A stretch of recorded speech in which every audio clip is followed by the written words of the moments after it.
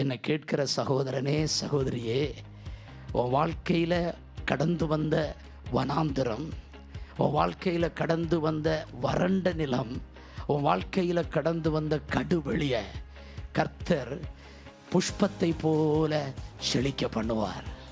இந்த வருஷம் நீங்கள் புஷ்பத்தை போல செழிக்க பண்ணுவார்.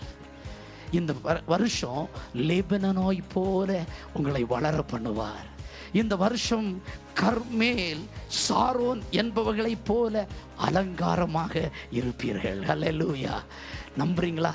விசுவாசிக்கிறீங்களா? ஆண்டவரே, கடந்த வருஷமெல்லாம் என் வாழ்க்கையில் வறண்ட நிலம் போல போயிட்டப்பா. கடந்த வருஷங்களில், கடந்த நாட்கள் எல்லாம் ஆண்டவரை வனாந்தரம் போல போயிட்டு ஆண்டவரே.